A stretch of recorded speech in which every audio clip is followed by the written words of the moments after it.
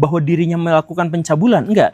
Tapi beliau itu justru menantang orang-orang, coba siapa yang punya bukti, saya bertaruh tidak ada yang punya bukti bahwa saya melakukan tindakan pencabulan. Karena CCTV-nya sudah mati dan untuk bisa masuk ke situ aksesnya hanya dimiliki oleh saya gitu.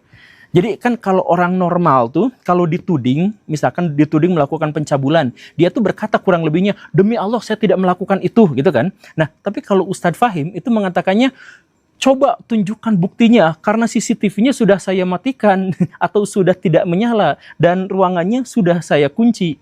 Nah, jadi ini seakan-akan menegaskan bahwa tudingan itu tuh benar, gitu. Nah, tapi lanjut lagi ya. Setelah melakukan tantangan itu tentu saja terjadi pergolakan dan akhirnya masuk ke ruang sidang. Ada banyak sekali drama di sana, termasuk juga di sidang pengadilan itu Ustadz Mawardi sampai mengerahkan massa untuk berdemonstrasi, termasuk massanya itu adalah bocil-bocil, anak-anak SD itu semuanya diajak demo untuk membelanya di pengadilan. Jadi pengerahan massa inilah yang akhirnya membuat pengadilan mungkin merasa terintimidasi atau apa gitu, sehingga prosesnya itu menjadi lama, sehingga datanglah sampai NU.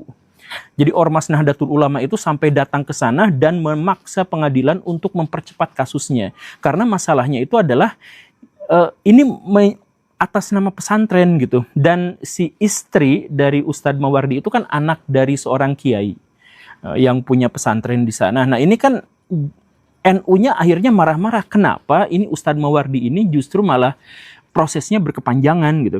Nah setelah NU turun tangan, akhirnya benar proses pengadilannya dipercepat, dan dari belasan santri dan ustadz yang dituding menjadi korban pencabulan dari Ustadz Mawardi, hanya 4 yang akhirnya mengaku.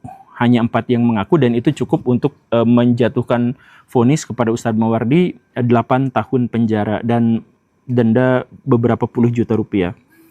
Dan catatan kecil seperti yang tadi diungkapkan bahwa salah satu korbannya itu adalah anak di bawah umur. Tapi ya sudahlah, akhirnya pengadilan memvonis